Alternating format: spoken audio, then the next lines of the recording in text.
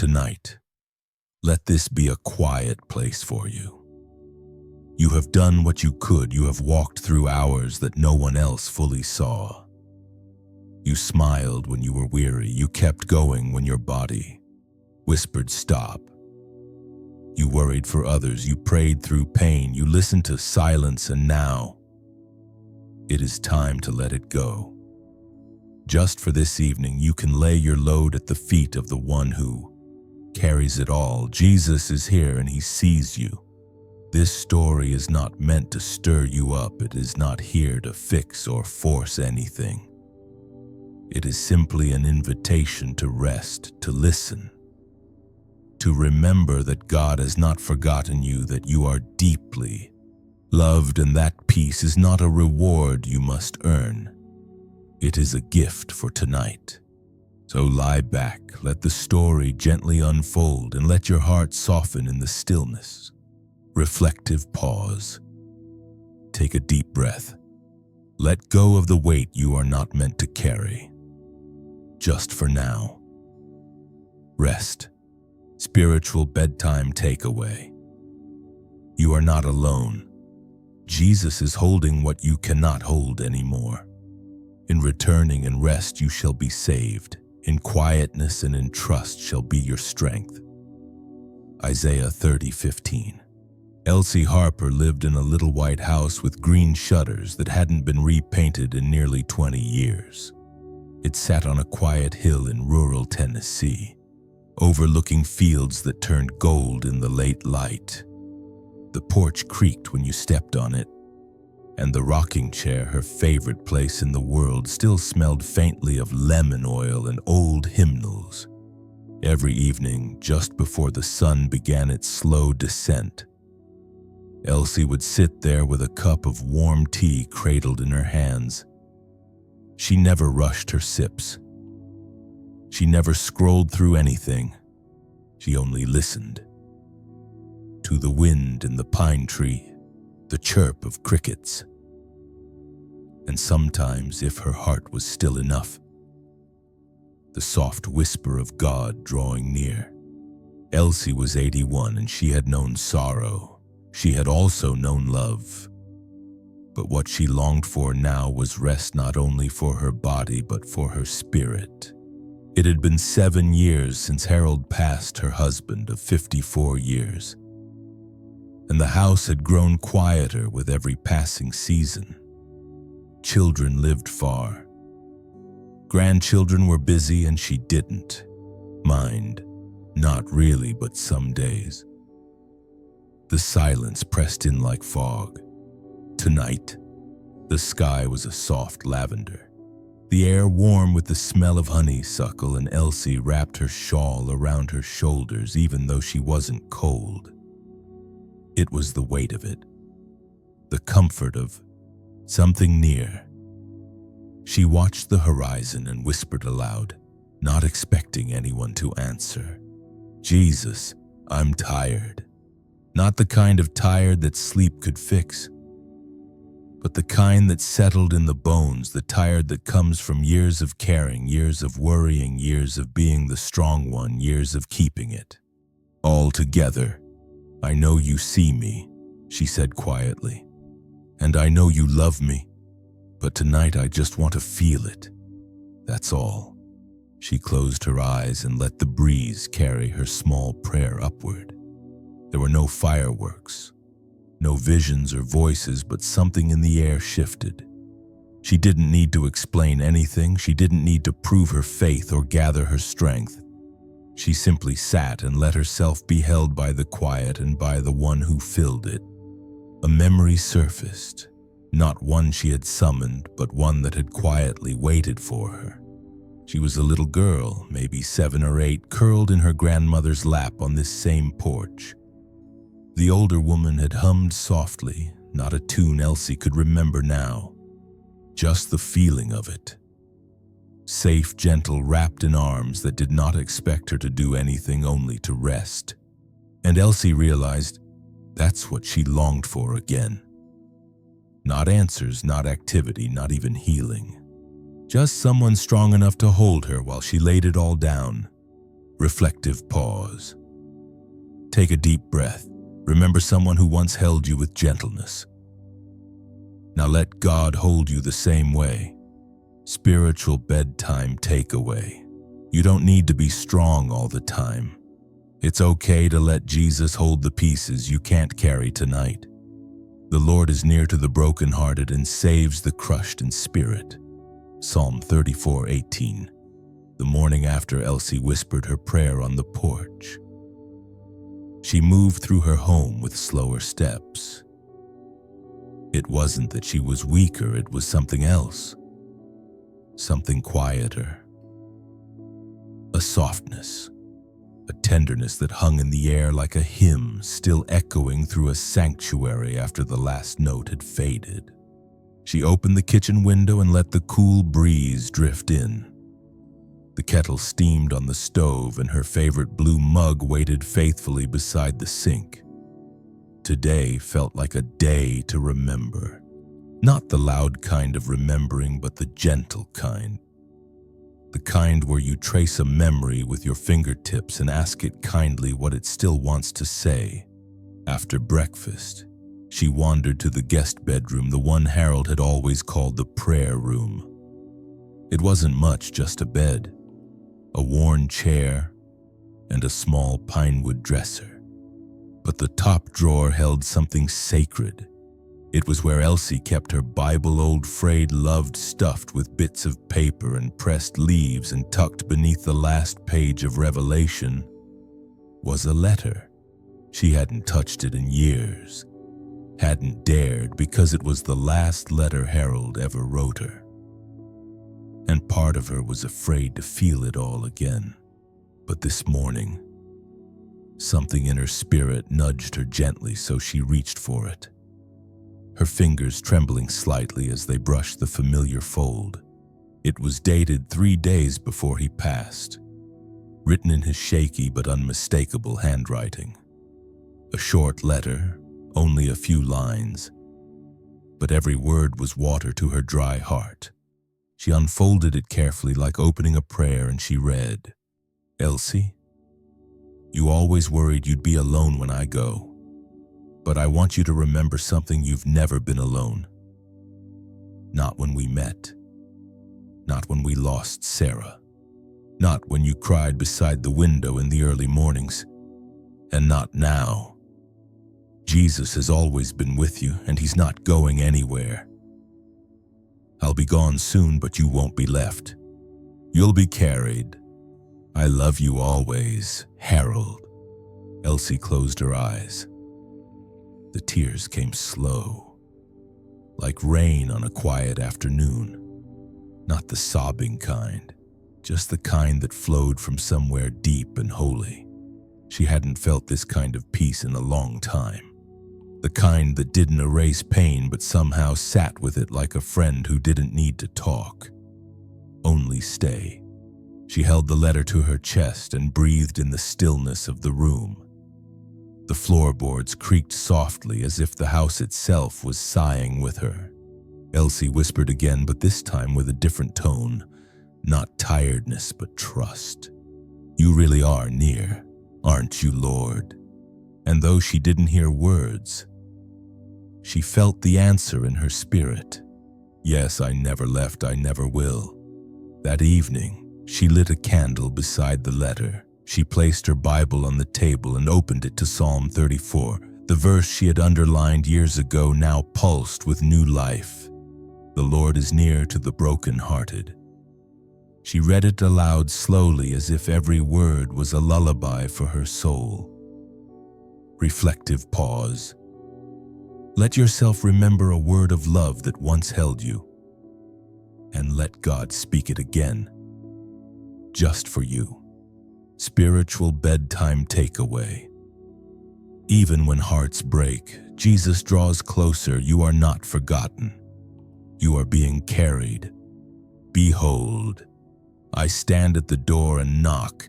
If anyone hears my voice and opens the door, I will come into him and eat with him, and he with me. Revelation 3:20. That evening, Elsie didn't feel like turning on the television. She didn't feel like calling anyone, didn't feel like reading the news, didn't feel like folding the laundry that had quietly stacked itself on the side chair. Instead, she sat once more on the porch, her shawl across her shoulders. The air was still warm, but it carried a faint scent of rain, the kind that might fall overnight and wash everything clean. She rocked slowly, hands resting in her lap, and spoke aloud again, softly, almost shyly. "Lord, if you have time tonight, I'd like the company." She smiled at her own words, as if Jesus had a calendar, as if he might be too busy healing someone else's wounds to sit with hers. But somehow she knew he heard, and that he had time, because love always does. The candle inside the window flickered, and the last of the sun dipped behind the hills. It was then, between the light and the dark, that she felt it. Not a breeze, not a noise, just a quiet presence. As if someone had walked into the room of her heart and sat down without speaking. She didn't try to name it, didn't need to explain it, she just knew. She wasn't alone anymore. Elsie closed her eyes and imagined what it might be like to have Jesus truly there.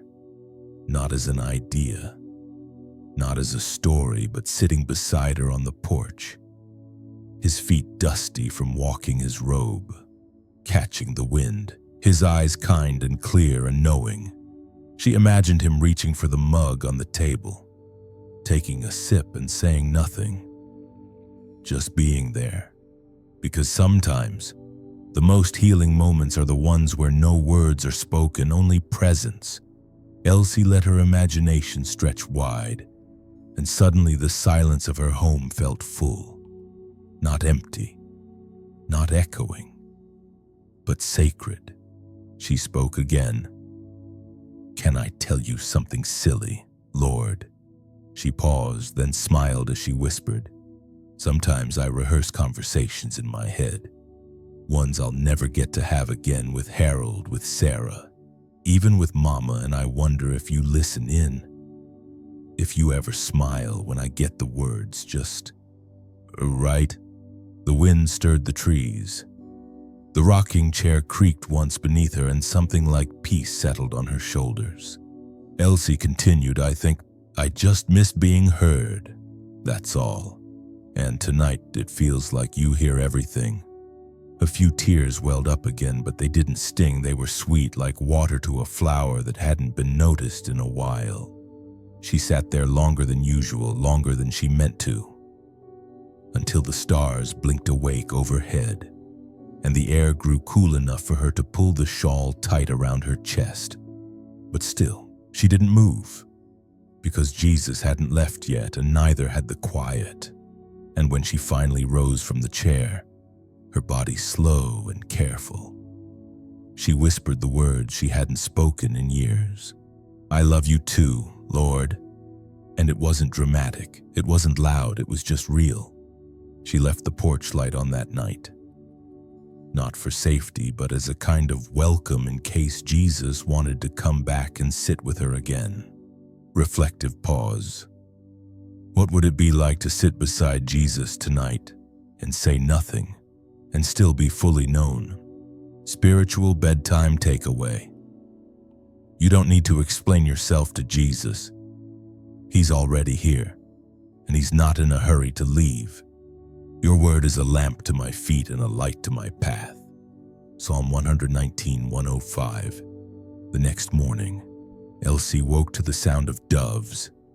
They had a nest in the tree just outside her bedroom window, and though they cooed nearly every morning, today it felt softer, like they, too, were singing peace over her waking soul. She lay there a while, not rushing, not rehearsing the day, just breathing. There was no hurry, no one waiting for her to be anything more than who she already was. When she rose, she moved gently. She let her bare feet rest on the cool floor. She opened the curtains and she whispered, "Thank you, Lord, for staying a while." Downstairs, the kitchen was quiet except for the sound of the kettle. The warmth of the mug in her hands grounded her, and she looked out over the fields again, noticing how the dew had dressed every blade of grass in silver. It was laundry day.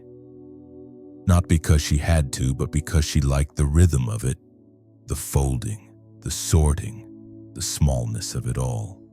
There was comfort in the ordinary. God often spoke loudest in the quiet things. As she gathered the clothes into a basket, something slipped between the towels, a folded piece of yellowed paper, and when she opened it, her heart caught in her chest. It was a psalm handwritten in her own handwriting. Though she could not remember when she'd written it, she sat on the edge of the bed and read it aloud. Psalm 62. My soul finds rest in God alone. My salvation comes from Him. Truly, He is my rock and my salvation. He is my fortress. I will never be shaken. She stared at the words, her own script, her own pen. A younger Elsie, speaking to her older self across time. She could almost see her, a woman in her 40s, maybe younger. Maybe holding a basket just like this, maybe weary, but hoping, maybe writing scripture just to stay steady. She whispered, "Did you save this for me, Lord?" Because it felt like He had. Like He'd placed that paper there to be found at just the right moment. Not during deep sorrow. Not in a hospital, but in the midst of folded linens where grace lives.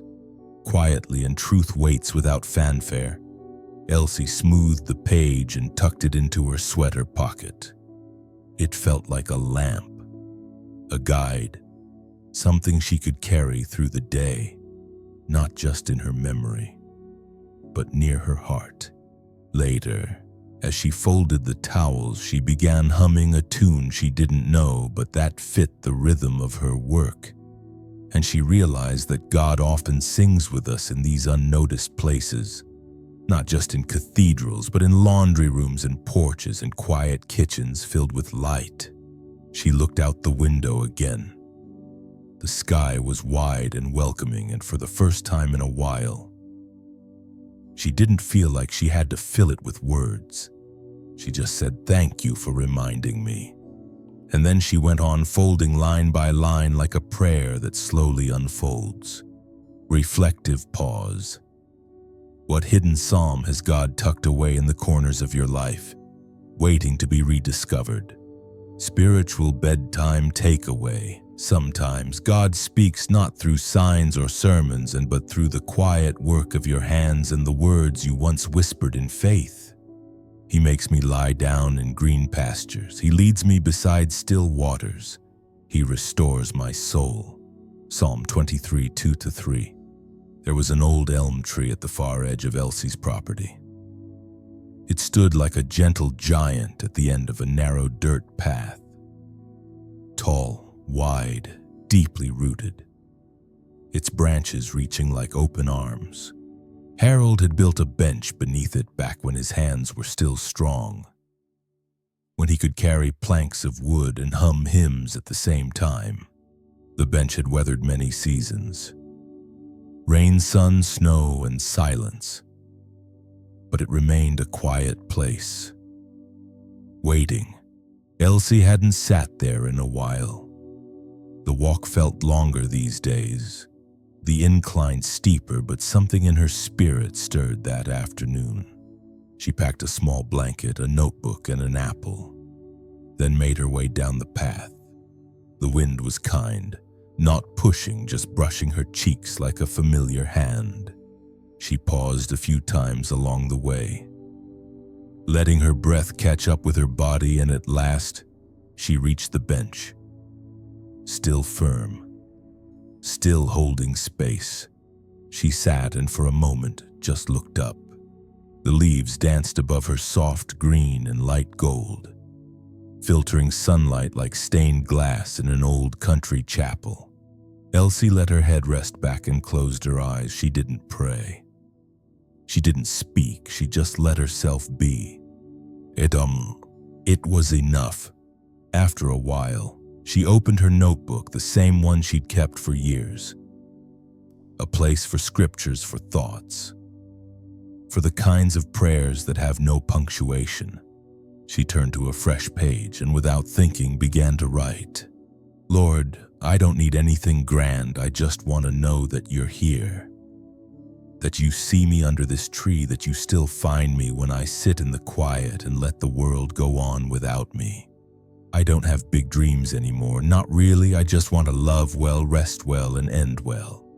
I want to notice the sky and taste the sweetness of this apple and trust that somehow, even this is holy.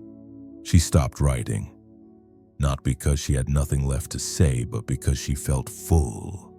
The kind of full that comes from being gently met, not fixed, not hurried, just met. She took the apple from her bag and bit into it. Sweet, crisp, and simple. And in that moment she realized something quiet, something tender, that God wasn't just at the church or in the Bible drawer or waiting on the porch. He was here under this elm tree with her, always with her. Not only when she prayed, but when she breathed, when she noticed, when she remembered. She leaned back on the bench, let her fingers rest on the grain of the wood Harold had smoothed, and smiled. She could almost hear him again. Not in words, but in the warmth of memory, and in the way the wind stirred the grass like a lullaby. She stayed until the shadows began to stretch. And as she stood to walk home, she whispered, "You restore my soul, Lord," one slow breath at a time. Reflective pause. When was the last time you let God meet you in a quiet place just as you are? Spiritual bedtime takeaway. Peace is not found in striving, but in resting where God already is. He meets you in the quiet. Do not forget to show hospitality to strangers, for by so doing some have shown hospitality to angels without knowing it. Hebrews 13:2. It was a Tuesday afternoon. The kind of afternoon that drifted slowly, the sun high and gentle, the breeze lifting lace curtains like quiet breath. Elsie had just finished washing the dishes. The old radio played softly in the background, a hymn from years ago, still tender with time. She was drying her hands when she heard it. Not a knock, not a call, just the soft sound of gravel crunching beneath careful footsteps. She looked out through the window above the sink, and there he was, a young man, thin, dressed in a plain button-up and jeans, walking slowly toward her front steps, his posture unsure, like someone carrying something heavy, though his hands were empty. Elsie didn't hesitate. She opened the door before he reached it and stood there on the porch, wrapped in sunlight and quiet expectation. "Afternoon," he said, his voice soft. "A little hoarse. I hope I'm not bothering you." "Not at all," Elsie replied, her voice warm. "Do you need help?" He looked down for a moment as if the question touched something deeper than he was ready to say, then nodded once. "I just needed to sit somewhere." He said, "I've been walking a while." Elsie motioned to the rocking chair beside hers. "Well, you're welcome to rest here. This porch has held many tired souls." The young man smiled, almost gratefully, almost shyly, and sat down. He didn't speak for a long time, and Elsie didn't press. She simply sat beside him, rocking gently, letting the quiet do the work. After a while, he turned to her and said, "My name's Caleb." Elsie nodded. "I'm Elsie." He glanced out at the field, and his eyes lingered on the elm tree at the far end. "I used to come through this town as a boy." He said, "My grandmother lived nearby. I think I walked past your house once or twice." Elsie smiled. "That tree's been there a long time. Maybe it remembers you." Caleb gave a soft laugh, but it ended quickly and silence fell again.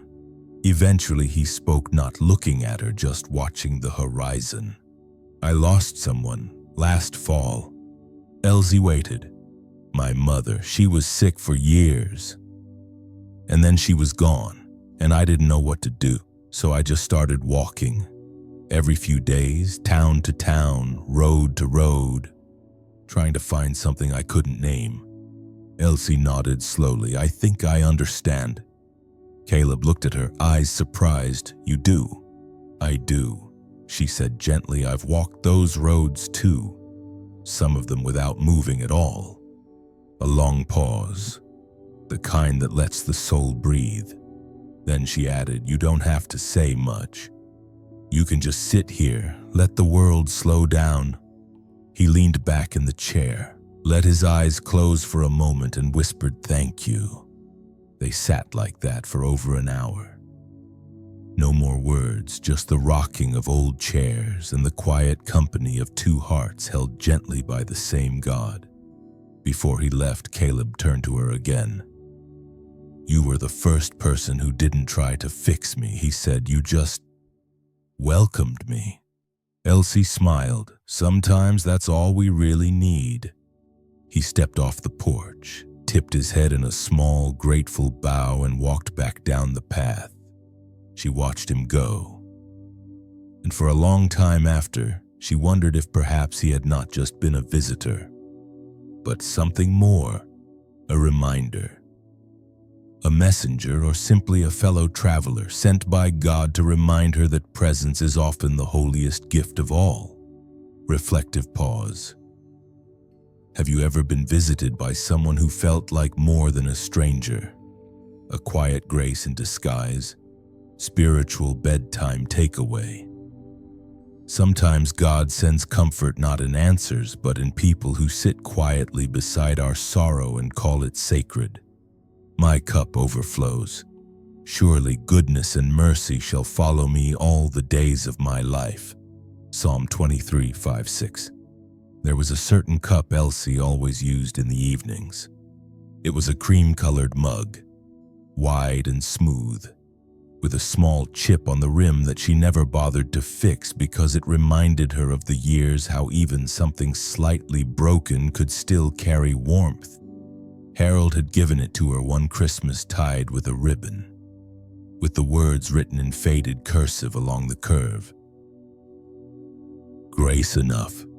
She hadn't thought much of it at the time, but now it had become a sort of quiet companion, a ritual, a sign that the day was done and she could let herself just be.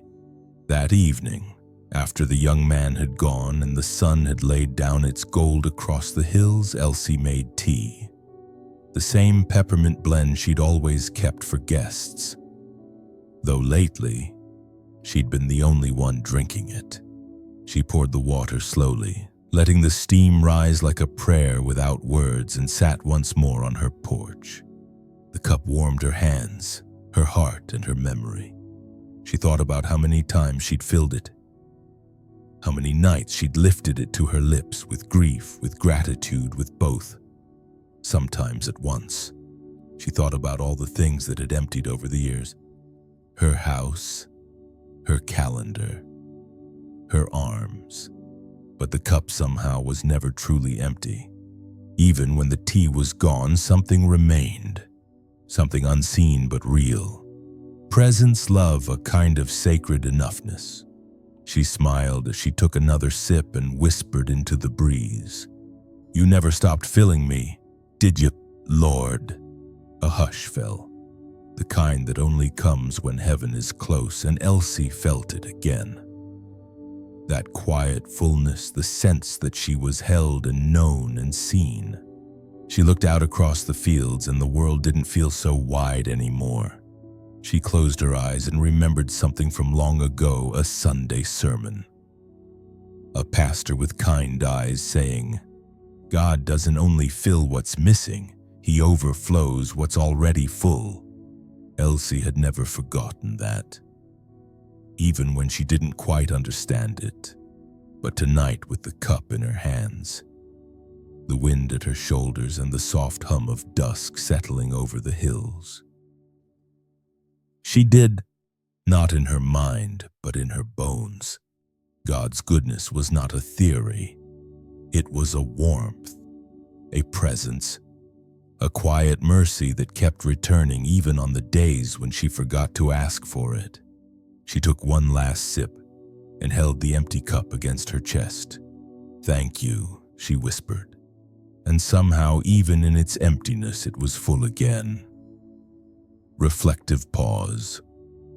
What has God placed in your hands that may feel empty, but still carries more than you can see? Spiritual bedtime takeaway. God's grace does not run dry.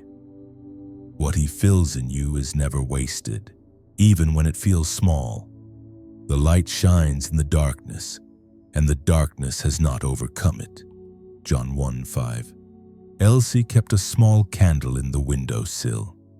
It wasn't grand, just a plain beeswax taper in a short glass holder. But every evening, as the light outside dimmed, she lit it. She didn't know when the habit started.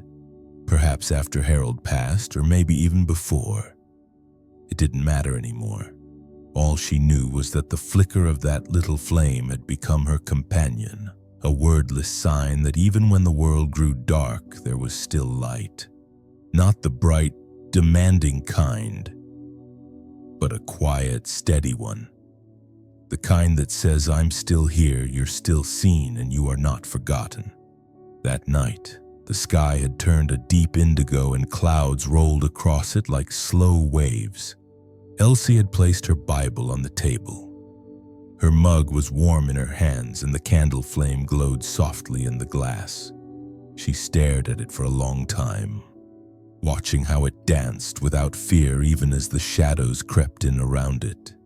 She thought of all the times she had sat beside that flame, times when she couldn't sleep. Times when her prayers were just sighs. Times when the silence in the house felt too loud. But the candle never flickered out. Not once. Not even on windy nights, not even when her heart felt like it had. She leaned closer to it now, as if listening for something, and whispered, "Lord, is that you?" There was no answer in the traditional sense. No voice, no thunder, no vision. Just the steady flame, glowing unmoved. And that was enough. Elsie reached for her Bible. It opened to the Gospel of John, chapter 1. The light shines in the darkness, and the darkness has not overcome it. She had underlined it in blue ink years ago, but tonight the verse glowed more than the candle. She read it again, slowly, softly, letting it settle deep. She remembered how darkness had once nearly swallowed her. After Sarah passed, after the diagnosis, after the funeral, there were nights she had curled up in her bed and whispered, "God, I don't feel you." But even then she had lit the candle. Even when she had no words, she had kept the flame. And now, years later, she saw it clearly. That flicker had not only lit her room, it had lit her path. It had kept her grounded when she didn't know which way to turn. It had been her small act of faith, a way of saying, "I believe you're still near, even when I can't feel you." She exhaled and felt peace settle over her like a soft shawl. "Thank you for the light," she whispered. She didn't mean the candle alone, she meant all of it. The gentle reminders, the quiet ways God had never left. She sat beside the flame until the house grew still. And when she finally stood to go to bed, she didn't blow it out. She left it burning in the window. A silent signal to the night and to her own soul. The light is still here. Reflective pause. Where in your life has God placed a small, steady light, a sign that He is still near? Spiritual bedtime takeaway. Even when you feel surrounded by night, God's flame still burns within you. It has never gone out. Those who sow in tears shall reap with shouts of joy. Psalm 126:5. The garden behind Elsie's house had grown wild in recent years. Not messy, just free. The lavender spilled past its little wooden border. The daisies came back year after year, uninvited but welcomed. And the roses, Harold's favorite, bloomed in soft, forgetful waves. She had stopped pruning them tightly after he passed. Let them stretch however they liked. There was something sacred in that freedom, something honest. That morning, after breakfast, Elsie stepped outside with her sun hat and a small trowel. The soil was damp from the rain in the night, and the scent of earth filled her lungs like prayer. She walked past the roses, past the hydrangeas, and stopped at the far corner of the garden. There, under the shade of an old dogwood, was a patch of wild lilies. She hadn't planted them, not recently, anyway. But they were blooming now, soft and white with a faint blush of pink. Elsie knelt slowly, her knees crackling as she lowered herself to the ground, and she stared at the blossoms for a long time. A memory surfaced, one she hadn't thought about in years. She was in her 30s, Sarah had just turned 5, and Elsie had sat on this very patch of dirt, tears streaking down her cheeks because the doctors weren't sure if Sarah's heart would hold out. Another year. She had prayed then, hard with all the words she could muster. Please, Lord, let her live. I'll do anything, just let her live. The lilies hadn't bloomed that year or the year after, and Sarah had gone to heaven 5 springs later. Smiling in her sleep, holding her mama's hand, Elsie remembered thinking that God had been quiet, that her prayer had been buried deep and unanswered. But now, decades later, these lilies rose from that very ground. She didn't believe in coincidences anymore, only in timing and mercy that grows slow. Tears welled in her eyes. Not bitter tears, but soft ones, because she realized something she hadn't before. The prayer had bloomed, just not in the way she expected. Sarah had lived not just in years, but in laughter and stories, in the way her daughter had loved butterflies and sang off-key in the bathtub. And Elsie had lived too, had carried on, had smiled again, had grown into a kind of quiet joy she hadn't known she was capable of. She brushed her fingers across the petals and whispered, "Thank you for blooming it when I wasn't looking." She stayed there for a while, letting the breeze pass through her hair, letting grace rise from the ground. Some prayers, she realized, are not answered in the same season they are spoken, but God never forgets a single one. Reflective pause. What prayer have you buried in sorrow, that God might still be watering in the silence? Spiritual bedtime takeaway. God does not waste your prayer, even when you cannot see it. He is growing something beautiful beneath the soil of your waiting. God is our refuge and strength, a very present help in trouble. Therefore we will not fear, though the earth gives way. Psalm 46, 1-2. The rain came suddenly that afternoon. Dark clouds moved across the sky like a velvet curtain being drawn over the light. The wind picked up in slow, solemn waves, and the first drops fell like small, cool whispers on the tin roof of Elsie's porch. She had just sat down with a new book in her lap, but when the rain began, she set it aside and listened. She had always loved the sound of rain. Not the fierce kind, but the steady kind, the kind that falls with rhythm like the breath of heaven calming the dust of the earth. She rocked gently in her chair, wrapped in her old shawl, and watched the sky darken. Then something rose in her chest, a memory. No need.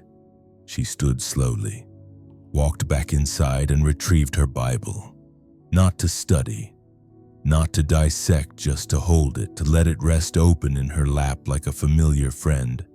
She turned, almost without thinking, to Psalm 46 and began to read aloud softly as the rain tapped the windows like a congregation waiting outside.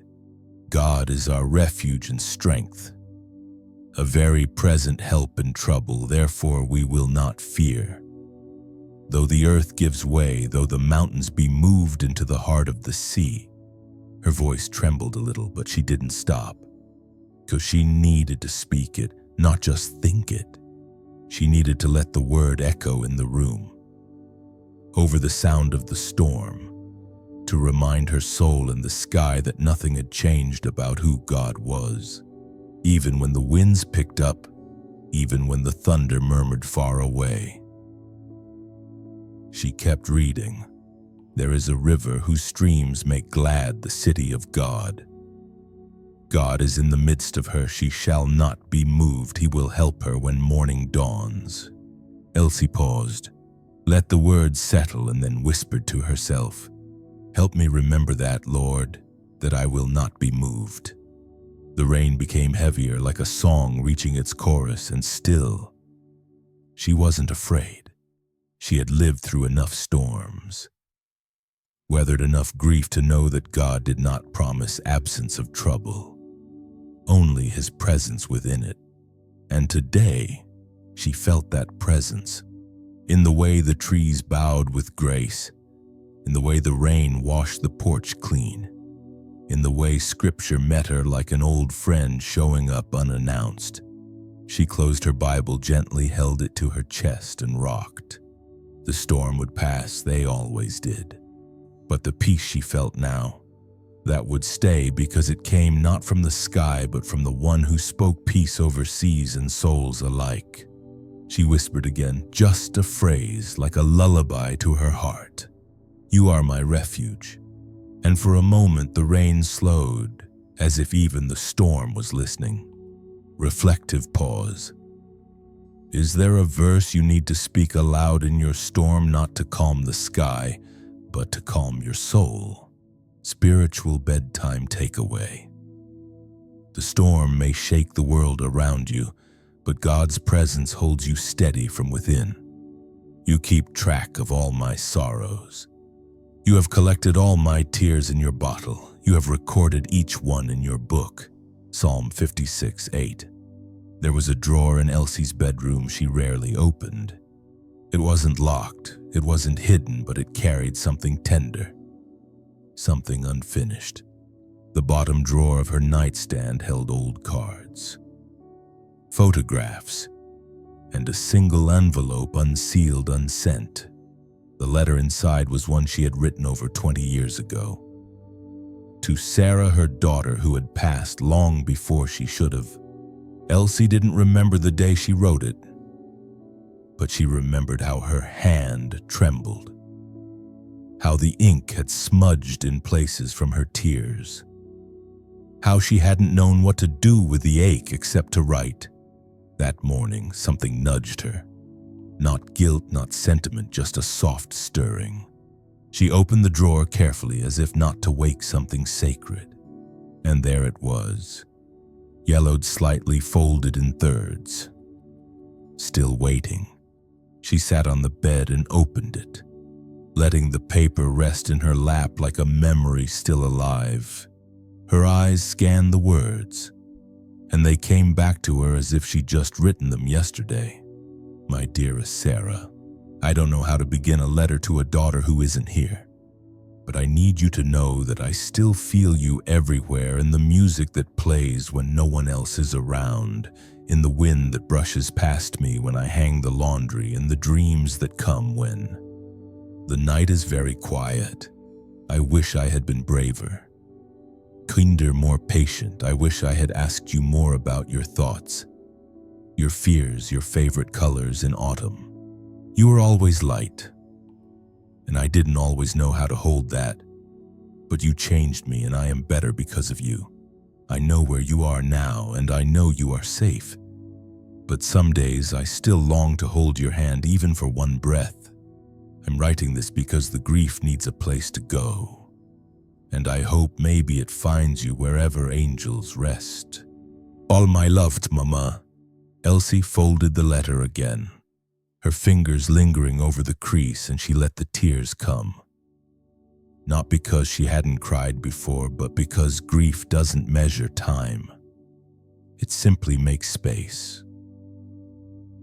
Where love once lived, She didn't feel guilty, she didn't feel broken, she just felt open. And somehow in the stillness of that moment, she felt God beside her, not watching from far away, but sitting near, reading over her shoulder. She whispered she mattered so much, and in her spirit she felt it return like a whisper through leaves. She still does. Elsie placed the letter back in the drawer, not to forget but to honor, because some letters don't need to be sent to be received. She rose slowly, walked to the window, and looked out at the wide morning sky. The world was still turning, still holding space for what was lost and what still lived. And in her chest there was peace, the kind that comes from being seen fully by the one who keeps every sorrow and counts every tear. Reflective pause. Is there something you've never said aloud, something still resting in your heart that God already holds gently? Spiritual bedtime takeaway. God receives even the words you never say. He treasures every sigh, every silent ache, and every letter left unsent. Give, and it will be given to you. A good measure, some pressed down, shaken together, and running over. Luke 6:38. It happened while Elsie was walking through town. She had driven in that morning to pick up some thread, a soft gray spool for the sweater she was slowly knitting for no one in particular. The streets were quiet, just a few locals milling about the shops. A breeze carried the scent of warm bread from the bakery down the hill. As she stepped into the little fabric store, the bell above the door gave its usual cheerful ring. The shopkeeper, a woman in her 40s named Marcy, smiled from behind the counter. "Good morning, Mrs. Harper," she said warmly, still making that mystery cardigan. Elsie chuckled. "You never know when someone will need a little warmth." They exchanged pleasantries, talked about the weather, the upcoming church picnic. Then Elsie wandered to the back where the thread spools waited like patient dancers in rows of soft color. She found the gray she needed, then paused. Drawn to a soft blue one beside it, it reminded her of the sky just after sunrise. She picked it up too and smiled to herself. Why not? As she made her way to the front, a voice behind her called out, "Excuse me? Are you Mrs. Harper?" Elsie turned slowly and saw a young woman, perhaps 30, maybe less. With tired eyes, a toddler on her hip, and something uncertain in her expression. "Yes, dear," Elsie said gently, "I am." The woman smiled shyly. "I don't think you remember me, but you gave me something a long time ago." Elsie blinked. "I did." The woman nodded. "It was years ago. I was maybe 10. You were visiting the elementary school with the church group. You sat with me at lunch when no one else would. You gave me half of your apple and said something I've never forgotten." Elsie tilted her head, listening closely, curious softened. "You said," the woman continued, voice cracking slightly, "you don't have to be loud to be loved. God hears you, even when you're quiet." Elsie brought a hand to her chest, memory stirring faintly like an old photograph surfacing from a dusty drawer. The woman stepped forward after that. "I started praying. I started writing little notes to God, and I'm not sure why. But I always remembered your face, your voice." Elsie smiled, tears rising. Not the overwhelming kind, just the tender kind. The young woman laughed softly. "I know it sounds silly, but it mattered. It mattered so much, and now I've got this little one."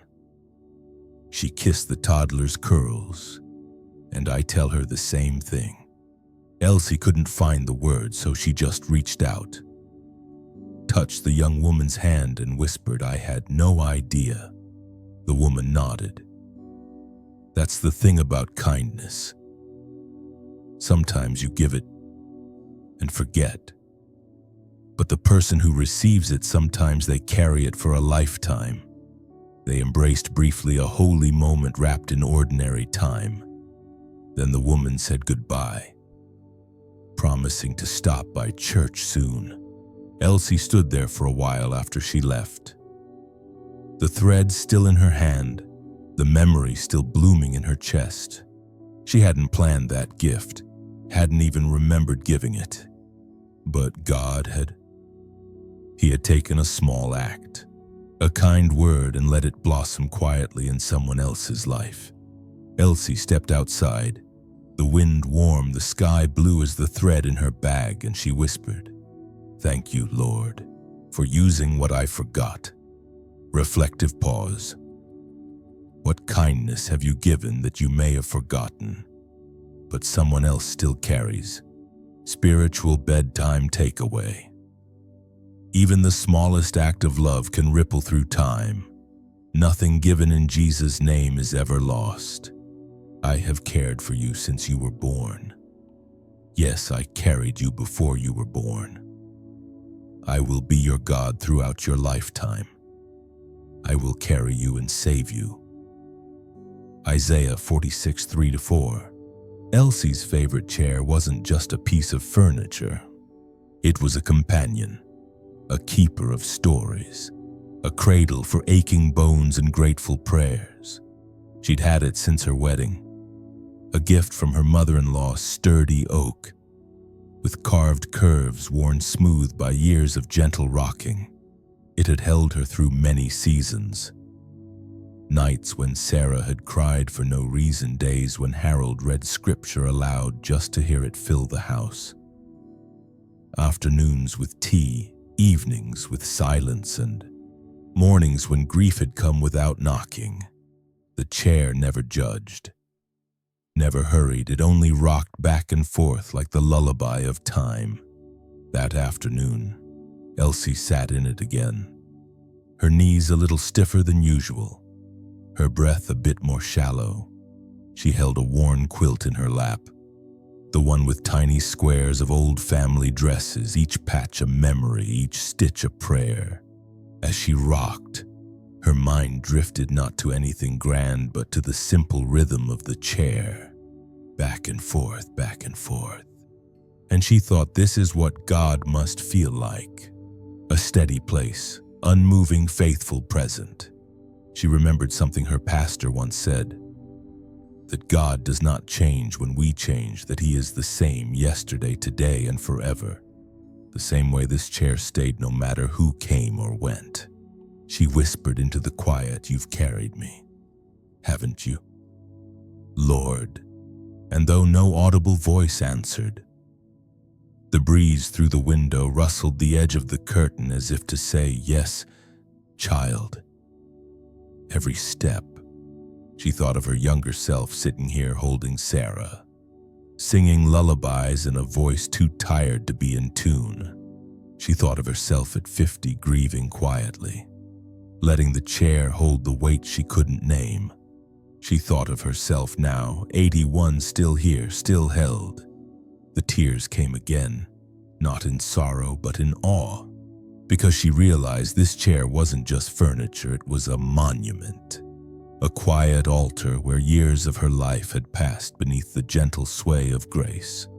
She reached out and touched the armrest, ran her fingers over the grooves and whispered, "Thank you for never letting go," because she believed it now more than ever, that God had rocked her through every season, not always loudly, not always visibly, but always faithfully, tenderly, like a father, holding his child long into the night. She closed her eyes, let her head rest back, and let the chair remember with her. Reflective pause. Where in your life have you unknowingly rested in God's arms, rocked gently by His faithfulness? Spiritual bedtime takeaway. You have been carried, even when you did not feel it. God's love has rocked you through every season. The Lord your God is in your midst, a mighty one who will save. He will rejoice over you with gladness. He will quiet you by his love. Zephaniah 3:17. It was near twilight, and the sky was dipped in watercolor shades of peach and lavender. Elsie sat near the open window, her hands resting in her lap, not knitting, not reading, just sitting.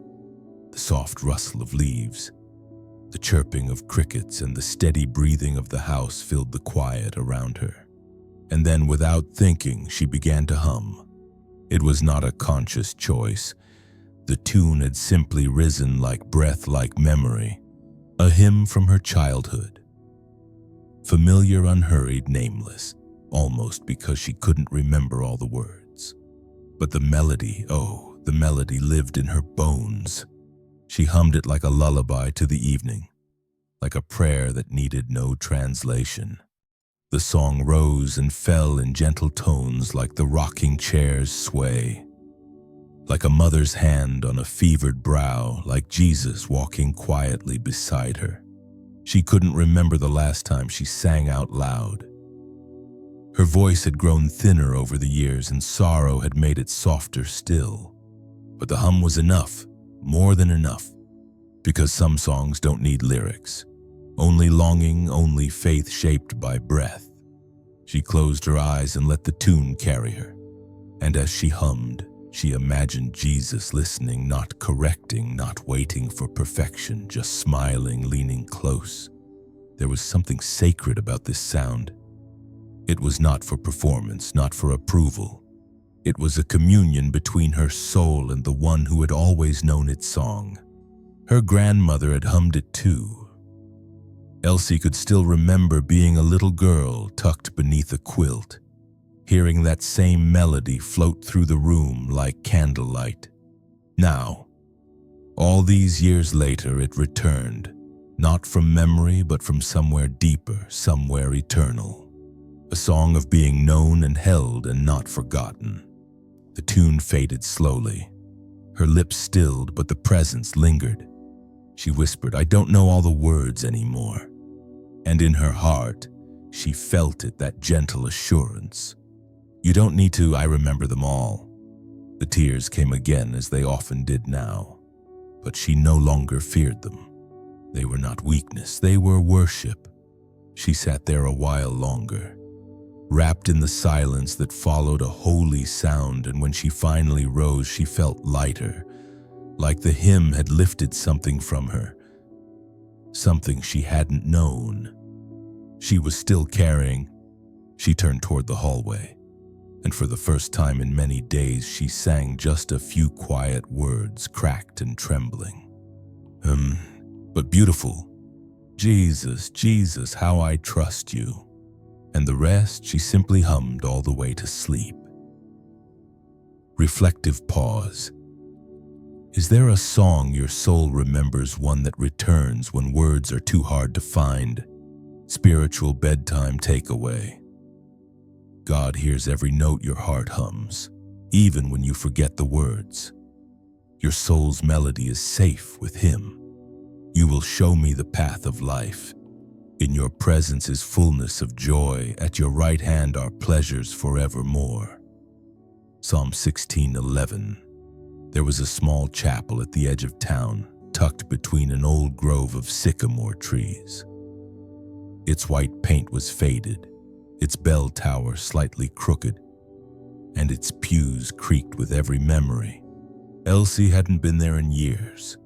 She usually attended the newer church now, the one with wide ramps and soft cushioned seating. But the old chapel still called to something in her. So one crisp morning, she packed a small bag, a bottle of water, a piece of bread, and her well-worn Bible. And she walked. The path was longer than she remembered, a little uphill, a little uneven, but every step carried something sacred, like retracing a journey that had never really ended. Birdsong accompanied her, and the air smelled of pine and earth. Sunlight dappled the trail like stained glass over forest floor. She walked slowly, letting her pace match her breath, not rushing toward the destination, just being with the journey. About halfway there, She paused at a bend in the road. Leaning against a wooden fence, she closed her eyes and let the stillness speak. Then she continued, one step at a time, like a prayer with no hurry in it. When the chapel finally came into view, she stopped. It was smaller than she remembered, but somehow larger too, like sacred places often are. She opened the door. It creaked gently, and the scent of old wood and candle wax welcomed her in. No one else was there, only dust motes dancing in the shafts of light and a peace that wrapped itself around her shoulders like a shawl. She made her way to the front pew, the same one she and Harold had sat in on their wedding day.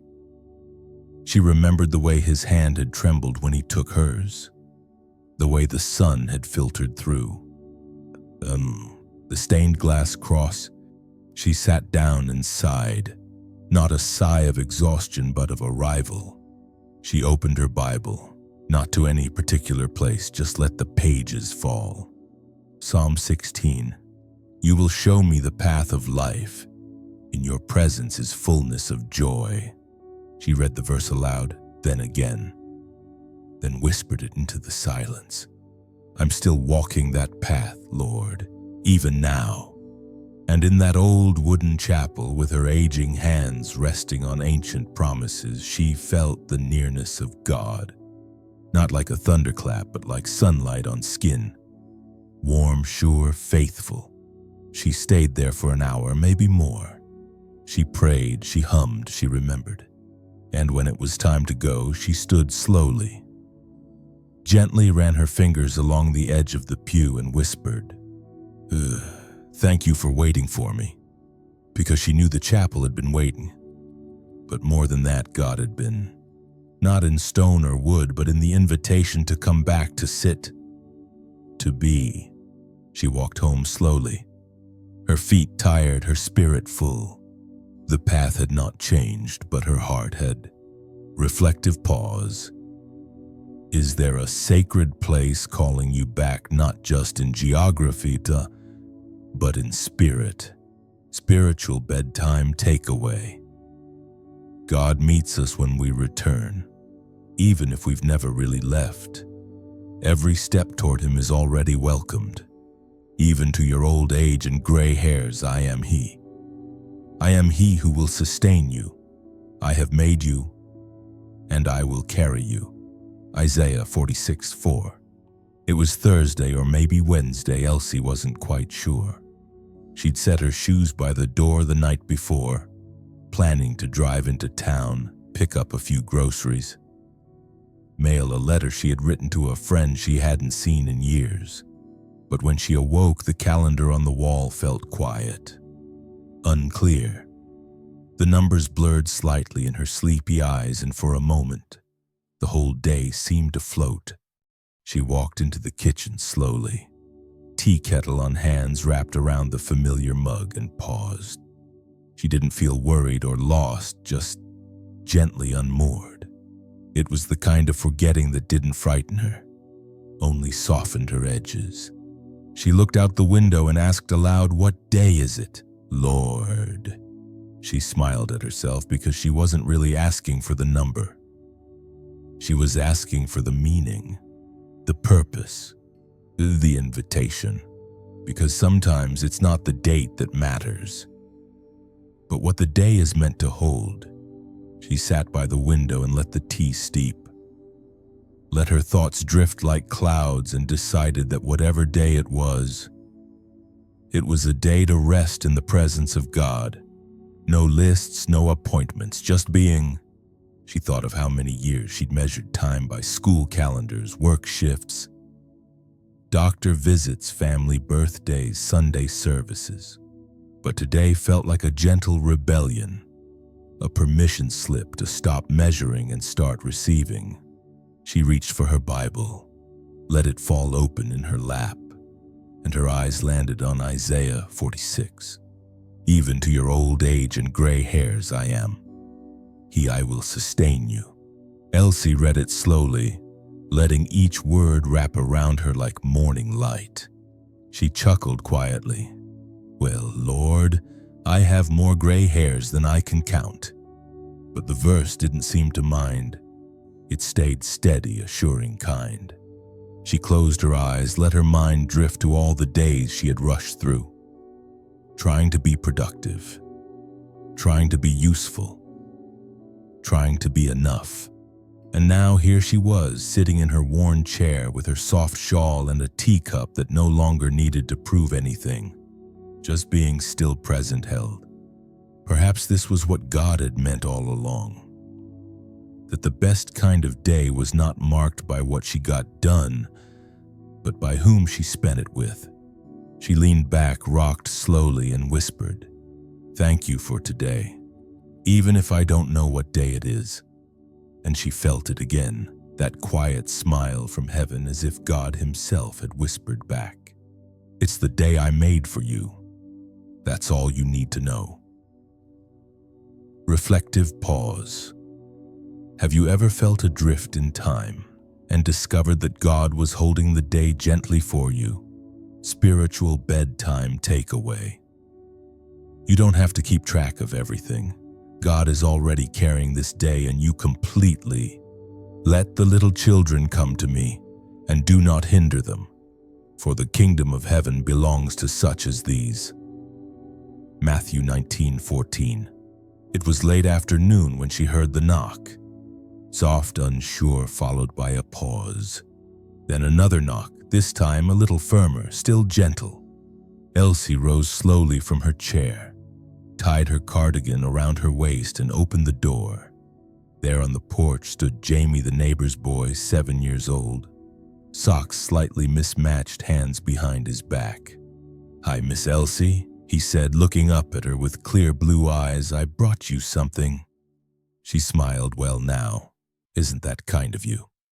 He pulled his hand around and revealed a small bouquet wildflowers, some a bit wilted, some missing petals, but beautiful in a way that only love makes beautiful. "I picked them from our backyard." He said, "My mom said you used to give me cookies when I was a baby." Elsie laughed softly. "I surely did. And you were the cutest little thing I ever saw." He grinned, then looked down, fidgeting with the hem of his shirt. She took the flowers carefully, as lovely as any bouquet I've ever received. Jamie hesitated, then asked, "Can I sit with you a while?" Elsie's eyes softened. Of course. She led him to the porch. They sat side by side. The old chair creaked beneath her. Jamie swung his feet, not quite touching the floor. For a while they didn't speak, just watched the birds hop across the lawn. Listened to the hum of bees near the roses. Then Jamie turned to her. "Do you get lonely?" It was such a simple question, so honest, so unfiltered. Elsie looked at him and didn't lie. "Sometimes," she said, "but sometimes I feel full too." "It's a bit of both." Jamie nodded like he understood. "My grandpa says being alone isn't the same as being lonely." "He's right," she whispered. "Sometimes when I'm alone, I feel closest to Jesus." Jamie was quiet again, then said, "I talk to Jesus too, usually when I can't sleep." Elsie smiled. "He listens very well at night." Jamie picked at a loose thread on his sleeve, then looked at her again. "Do you think Jesus is sad when we're sad?" She reached over, touched his hand. "I think he sits with us when we cry and smiles with us when we laugh. And I think he's sitting here with us right now." Jamie looked around, "Even though we can't see him." Elsie nodded, "Especially then." Jamie leaned back, closed his eyes for a second, then whispered, "I like coming here. I like when you come." They sat until the sun began to dip behind the trees. Jamie's mom called for him from across the yard. He stood slowly, reluctantly. "Thank you for the cookies when I was a baby," he said, and then he added, "Thank you for the flowers today." Elsie laughed. "You're very welcome." He ran off barefoot now, shouting something about dinner. Elsie watched him go, then looked down at the flowers in her hand. half crushed, all beautiful, and she felt the kingdom of heaven in that moment. Not as a faraway place, but as something that had just sat beside her in dirty socks. She whispered, "Thank you, Jesus, for showing up in small feet and big questions." And the evening felt lighter, fuller, holier. Reflective pause. When was the last time you let a child's presence remind you of the nearness of God? Spiritual bedtime takeaway. The kingdom of God is often found in small hands, honest questions, and wildflowers left at your door. As a mother comforts her child, so will I comfort you. Isaiah 66:13. It had been folded neatly at the end of her bed for years. A simple quilt, faded, frayed along the corners, but warm in a way that nothing new could replicate. Elsie had almost forgotten where it came from, until one chilly morning she pulled it across her lap and a scent rose from the fabric, a scent like lavender and old cedar chests. And just like that, she was 5 years old again, sitting in her mother's lap on a stormy afternoon, wrapped in the same quilt, listening to rain hit the tin roof. Her mother's hands had been strong but soft. They moved with confidence, braiding hair, kneading dough, tucking corners of blankets under sleepy feet. Elsie closed her eyes and let her fingertips trace the stitches, tiny, uneven, lovingly imperfect. Each one had been sewn by her mother long before Elsie had ever become a mother herself, back when the world still felt big and full of unknowns, back when comfort came from someone else's lap. She whispered, "Thank you, Lord, for mothers who make blankets in safe places." She pulled the quilt tighter around her, and for the first time in a long time let herself remember fully her mother's humming. The way she whispered, "Hush now, baby," when Elsie woke from bad dreams. The smell of yeast and flour on Sunday mornings. The way she prayed when no one else could hear. It had taken Elsie decades to understand that most of her mother's love had been quiet, folded into corners, stitched into routines, baked into bread, carried in silence. And now all of it had found its way back to her, in this blanket, this soft remnant of someone who had taught her how to be gentle. She lifted it to her face, breathed in, and whispered again, "You're still here, aren't you?" She wasn't asking her mother. Not exactly, she was asking God. And she knew the answer. Because comfort like this doesn't disappear. It roots itself in the soul and rises again when the heart needs it most. She rocked slowly, wrapped in memory, wrapped in love, and she thought of all the women who had come before her, who had held babies and fears, who had prayed when there were no answers, and hoped when the days were long. And she thought, maybe this is what it means to be part of something holy, to be wrapped in a love that began before you and will continue long after. She whispered, "Let me pass it on, Lord. Let me be a blanket to someone else." And as the morning light warmed the room, she felt her mother's hands again. Not literally, but in her spirit, and in the way God held her now, quietly, steadily, with eternal gentleness. Reflective pause. Who stitched comfort into your life long ago, and how is God wrapping you in that same love even now? Spiritual bedtime takeaway. God's comfort is often passed down through ordinary hands. You are still wrapped in His love even through old quilts and quiet memories. He counts the stars and calls them all by name. Psalm 147:4. It was a clear night. The kind of night where the sky stretches wide and deep, where the stars don't just sparkle, they seem to breathe. Elsie stepped onto the porch, blanket wrapped around her shoulders, cup of warm milk in her hand, and a hush in her spirit. She had felt the pull of the stars all day, as if they were waiting for her. Not impatiently, just gently. Like old friends who don't mind the quiet. She sat down in her usual chair, rocked once, then looked up. The sky was velvet and vast. Thousands of tiny lights, some dim, some sharp, all steady. She whispered, "I don't know most of your names, but you do. Lord." And that thought, simple as it was, made something in her heart settle. Because if God knew the stars, each one, and still called them by name, then surely he hadn't forgotten hers. The night breeze brushed her cheeks, and she remembered how Harold used to say, "Stars are just reminders that the dark doesn't get the final say." She smiled, still true, she said softly. She thought of all the times she had stared at the sky in years past. As a little girl, wondering what heaven looked like, as a young wife praying for a sick child, as a grieving mother, searching for light in the middle of deep pain. And always the stars had stayed, quiet, faithful, unmoved.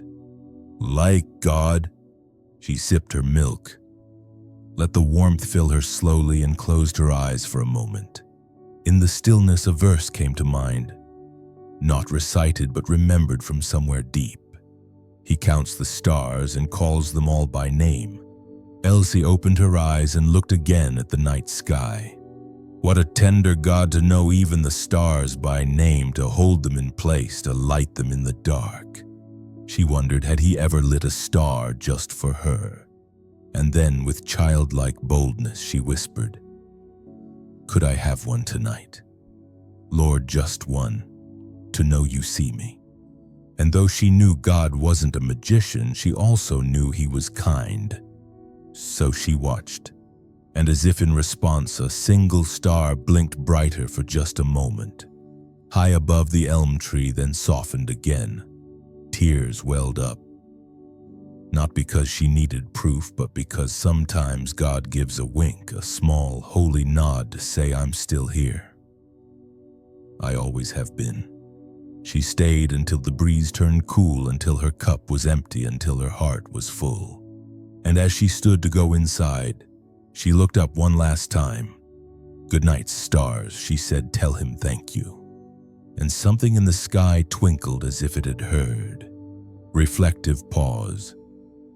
Have you ever looked at the stars and felt seen, truly seen by the one who named them? Spiritual bedtime takeaway.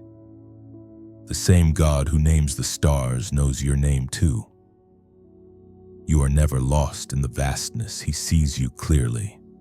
In peace I will lie down and sleep, for you alone. Lord, make me dwell in safety. Psalm 4:8. The house was still, not just quiet, but still. The kind of stillness that wrapped itself around you like a soft hand on your back, saying you can rest now. Elsie moved through her evening routine slowly, her steps gentle, the lights dim.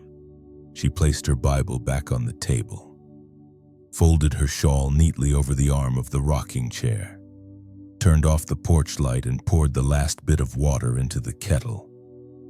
Though she wasn't thirsty, it was just part of the rhythm now, a way of saying, "I'm still here, I'm still watching for him."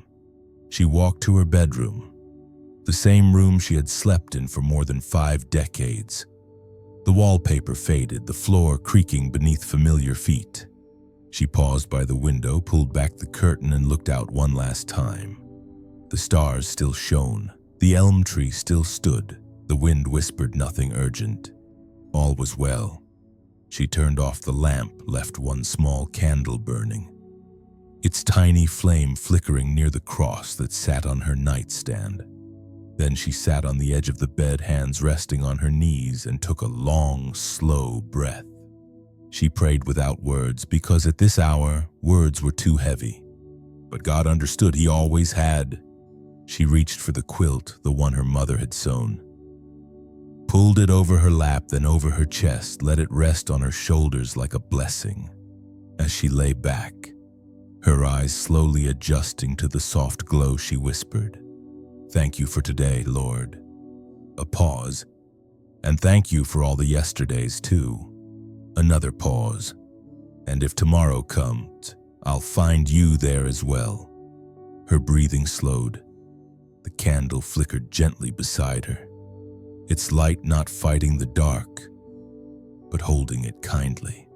She thought of the little boy on her porch, the letter in her drawer, the blue thread she hadn't yet used, the chair that remembered her, the hymn she hummed, and the star that waited just for her.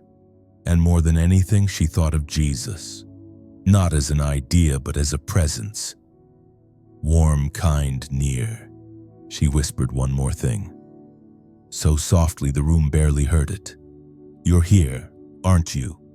And in the stillness, in the hush between heartbeat and sleep, came the quiet knowing. Yes, I'm here even now, especially now.